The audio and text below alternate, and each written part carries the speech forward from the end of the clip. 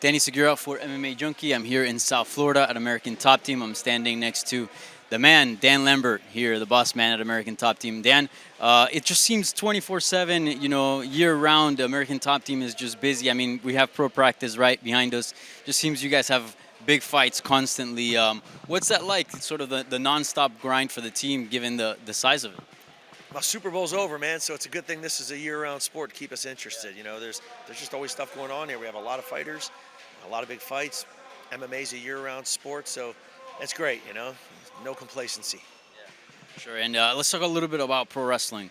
You've sort of been killing it over at AEW. I mean, we did an interview with Junior Dos Santos, and back when he was going to make his pro wrestling debut. Overall, how happy and how sort of satisfying has been this whole process? Because I know it's a long dream that you've had for quite a time. I'm a wrestling nerd. I love pro wrestling. When will we see this guy? Are you fighting? He's got a fight, right? He's got a bit of a fight. I don't know. I heard something might be going on. Yeah, it's a lot of fun doing AEW. They're good guys over there, and I think they might get a lot of heat from it. There might be a lot of heat between the wrestling community and the MMA community, but I think there's a lot more people that like both than hate one or the other. Yeah. As long as they're feeling one way or the other, right? I guess there's two emotions in that, right? Hate and love. Yeah, for sure. And let's talk about Jorge Masvidal, who was just here. He's got a big fight against Colby Covington. How has that been like? It's a huge fight against a former teammate, somebody that was a member here at American Top Team. Do you kind of just stay away from that, or is it backing up Masvidal 100%? How is your relationship with Colby and this dynamic here? Hey, one guy's on our team and one guy isn't. So yeah, there's no shying away from it. This is a huge fight. Personal grudges aside, it's a huge fight. You got two of the best fighters in the world and one of the best divisions in the world going at it. And they're high level guys. Take away Kamaru Usman, who's the #1 pound for pound fighter in the world, and Georgie hasn't lost a fight since 2017. Colby hasn't lost one since 2015. So big implications in the rankings for this, and just big implications in MMA overall. And obviously, there's a big grudge here. That's part of the big reason why this fight's so huge, right? You mentioned two of the best in the world for sure, but they also hate each other. The decision for Colby to leave the gym, I mean, can you look back at that time? Was it really that toxic? Because it seems a lot of fighters at Top Team don't really like him. Yeah, it got toxic, and it got to the point where it was affecting the gym. We've had lots of fighters in this gym over the last 25 years. We've had people that love each other. We've had people that don't like each other. But we've always been able to, separate that, keep some professionalism in the gym, and not let it affect the team. And their situation just got to the point where it was affecting people inside the gym, and I couldn't keep it under control. And at one point, we had to tell both of them to leave. So I guess obviously you have to manage a lot of in-cage stuff, but all this sort of out of the cage stuff, distractions, beefs, whatever. At what point or what has to happen for you to be like, hey, we got to do something about this? This is not good. No, we try to address situations immediately when we see them coming. It's one of our benefits of being around for a long time. We've dealt with a lot of the issues before and learned from things we did right and things we did wrong.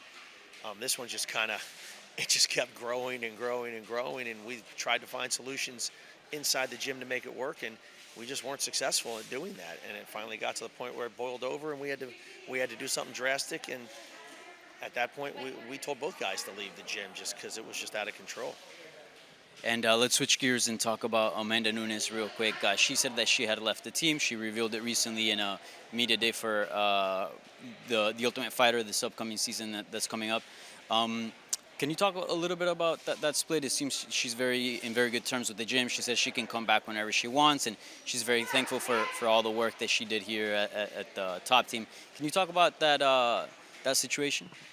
Hey, we have 100 fighters at our gym. You're going to have people from all levels. We've got fighters that are champions down to fighters that are newcomers in our developmental programs, and we want people at our gym that want to be at our gym. And as long as it's a good fit for us and it's a good fit for the fighter, we do great things together if we can. And when it's no longer a great fit for us or them and somebody's got to move on, we have an open door policy. If somebody doesn't want to be at the gym, they're not going to be at the gym. Amanda decided she wants to start her own place and be a coach, maybe set something up for her post-fighting career. I support that, and I hope she does well. Yeah, so do you almost understand that? Like she said, look, this is just a dream that I've had. I want to start my own team. I want to coach. I want to have sort of my own place. Do you understand that? Sort of when fighters get to a certain point in their careers, maybe that they want to start setting themselves up for post-fight, life. I totally understand it. When someone fights their last fight and leaves their gloves in the cage, just because you don't think about them anymore as a fan doesn't mean they don't have the rest of their life to think about. What are you supposed to do? Just go sit home all day? You got to do something to keep yourself busy. Idle hands are the hands of the devil. So if she has some idea on what she wants to do to set herself up for when she's done fighting, more power to her. Wish her all the best. And can you talk about her legacy? She came in here wanting to be a champion, and boy, did you guys achieve great things with her. I mean, became 2-division champion in the UFC, went on an incredible streak. What is her legacy and sort of what she means for American Top Team? I think Amanda's clearly the greatest female fighter of all time, and I think she knocked on that door being one of the greatest fighters of all time, regardless of gender. So, nothing that happens from here forward is going to change that. I think she may still have an opportunity to set that bar a little higher if she does things right, and wish her the best. All right, lastly, Dan, when can we expect you back in the ring?